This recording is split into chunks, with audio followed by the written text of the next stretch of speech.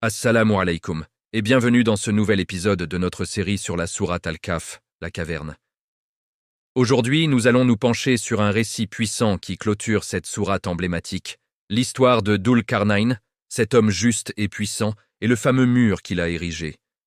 Si vous avez déjà entendu parler de Gog et Magog, sachez que c'est ici, dans ce passage, que leur histoire prend une dimension cruciale pour l'humanité. Alors, qui est Dhul Qarnayn ? Le Coran le décrit comme un roi juste, à qui Allah a donné le pouvoir et les moyens de voyager aux confins de la terre.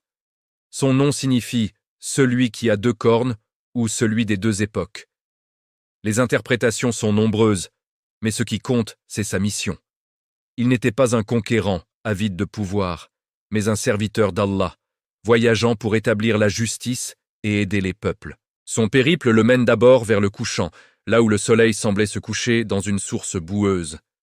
Là, il rencontre un peuple. Allah lui donne le choix, soit les châtier pour leur mécréance, soit les traiter avec bonté.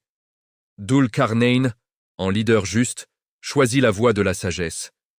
Il annonce qu'il punira les injustes dans cette vie avant leur châtiment final, mais que ceux qui croient et font le bien recevront la meilleure des récompenses. Il leur promet même de leur faciliter les choses. Quelle leçon de leadership et de justice! Il ne cherche pas à dominer, mais à guider et à réformer. Puis, son voyage continue. Il prend une autre direction, cette fois vers le Levant, là où le soleil se lève sur un peuple si démuni qu'il n'a même pas de quoi se protéger de ses rayons ardents.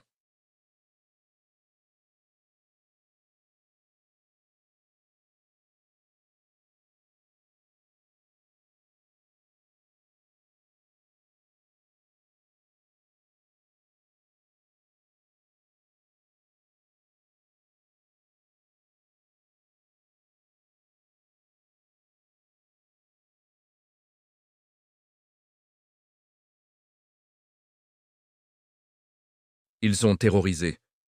Leur message, bien que difficile à communiquer, est clair. Ô Dhul Qarnayn, les peuples de Gog et Magog sèment la corruption sur terre. Pourrions-nous te payer un tribut pour que tu construises une barrière entre nous et eux ? Imaginez la scène. Un peuple entier, désespéré, prêt à donner toutes ses richesses pour être protégé d'un ennemi terrifiant. Gog et Magog, ou Ya'juj et Ma'juj en arabe, sont décrits comme des forces destructrices, semant le chaos et la désolation partout où ils passent. La peur de ce peuple est palpable. La réponse de Dhul Qarnayn est extraordinaire et pleine d'humilité. Face à leur offre de richesse, il répond « Ce en quoi mon Seigneur m'a affermi vaut bien mieux que votre tribut.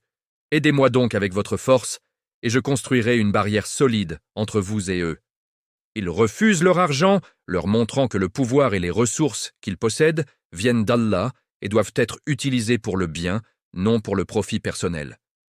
Il leur demande quelque chose de bien plus précieux, leur participation.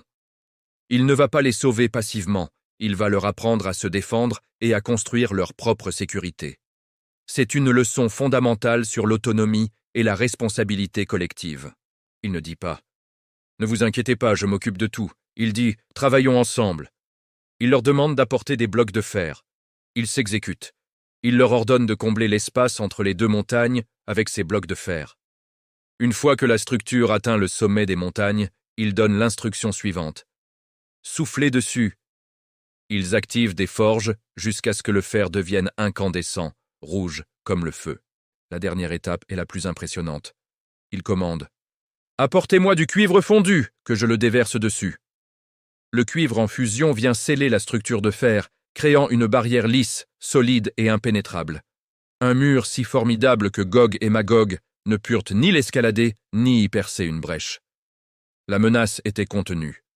Le peuple était enfin en sécurité. Mais écoutez bien la conclusion de Dhul Qarnayn. Après cet exploit d'ingénierie monumentale, il ne se vante pas. Il ne dit pas « Regardez ce que j'ai construit ». Non, avec une humilité totale, il déclare « Ceci est une miséricorde de mon Seigneur. Mais, lorsque la promesse de mon Seigneur viendra, il le réduira en poussière. Et la promesse de mon Seigneur est vérité. » Cette phrase est capitale. Dhul Qarnayn sait que ce mur, aussi solide soit-il, n'est qu'une solution temporaire. C'est une protection accordée par la grâce d'Allah, mais elle a une date d'expiration. Cette date, c'est l'approche de la fin des temps. Le Coran et les hadiths nous enseigne que l'un des signes majeurs de la fin du monde sera la libération de Gog et Magog.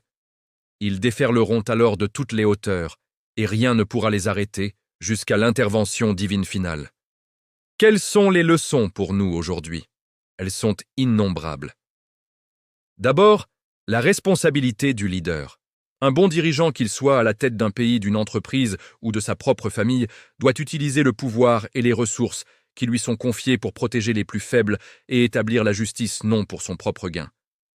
Ensuite, l'importance de l'action collective et de l'autonomisation. Dhul-Qarnayn n'a pas infantilisé le peuple.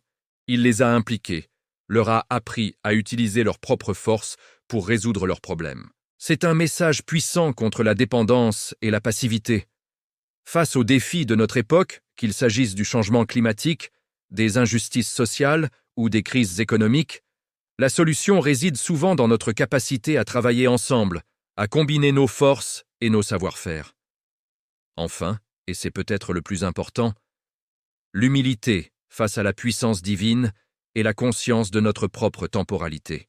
Peu importe la grandeur de nos réalisations, de nos constructions, de nos technologies, tout cela est éphémère. Tout est soumis à la volonté d'Allah. Ce mur nous rappelle que toute protection dans ce bas monde est temporaire.